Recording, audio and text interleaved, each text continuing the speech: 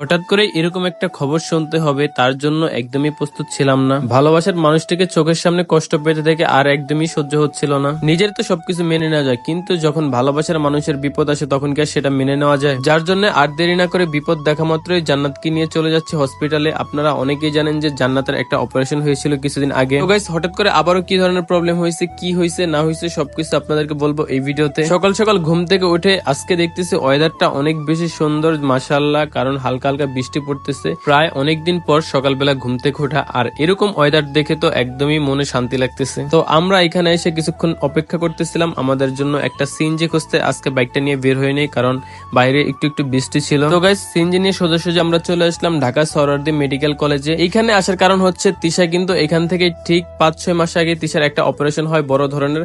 আপনারা অনেকেই জানেন এবং অনেকেই কিন্তু জানেন না। তো এইখানে আসার পর দেখতেছি মোটামুটি আজকে একটু কম ভিড়, অন্যান্য সময় অনেক বেশি ভিড় থাকে। যাই হোক, তিশাকে পাঠিয়ে দিলাম একটা টিকিট কাটার জন্য, আর এইখানে কিন্তু 10 টাকাতেই টিকিট পাওয়া যায় ডাক্তারের। সো গাইস, আমিও আমার জন্য একটা টিকিট কেটে নিলাম কারণ আমি একটু প্রবলেমের মধ্যে ভুগতেছিলাম কিছুদিনের মধ্যে, যেহেতু আসছি, যার জন্য ভাবলাম ডাক্তারকে দেখিয়ে যাই। কিন্তু এখানে এসে যে পরিমাণ সিরিয়াল দেখলাম, কিচ্ছু করার নাই, কষ্ট করে সিরিয়ালটা পার করে ডাক্তার দেখালাম, তারপর দুইজনেই বের হইলাম। তো গাইস, আসছিলাম 9টার থেকে, আর এখন প্রায় 11টা বাজে, আর 15 মিনিট বাকি আছে। তো ডাক্তারের সাথে কথা হলো তিশার ব্যাপারে, এবং তিনি আমাদেরকে প্রথমে কিছু পরীক্ষা নিরীক্ষা করতে দেন। সেগুলা করলে দেন হচ্ছে বোঝা যাবে যে রেজাল্ট কি আছে, আর এটার জন্য অনেক বেশি টেনশনে ছিলাম। তো আমরা চলে আসলাম অন্য একটি হসপিটালে। এখান থেকে মূলত আমরা সবগুলো পরীক্ষা নিরীক্ষা করে নিব।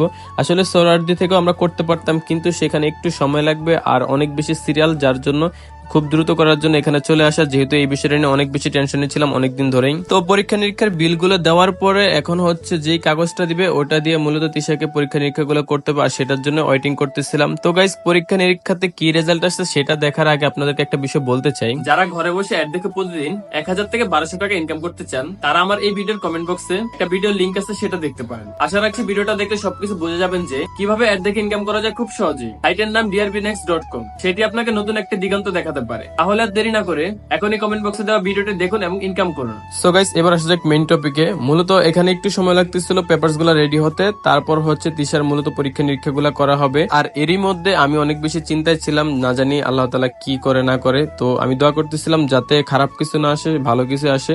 তো গাইস, তারপর হচ্ছে আমরা আবারও ওয়েট করতে হলে এখানে অনেকক্ষণ, যেহেতু অনেক মানুষের সিরিয়াল, আর সব সিরিয়াল গুলো এখানে মেনটেনেন্স করে কাজ করা হয়। তো ওয়েট করতে করতে একটা পর্যায়ে জান্নাত ঘুমিয়ে পড়ছে, আর এদিক দিয়ে আমি ওয়েটিং এ ছিলাম। তো গাইস, ফাইনালি আমাদের সব কাজ শেষ, পরীক্ষা নিরীক্ষা শেষ করে এখন হচ্ছে আমাদের রিপোর্টটা চলে আসছে হাতে, আর রিপোর্টটা দেখে আলহামদুলিল্লাহ একটু শান্তি লাগতেছে।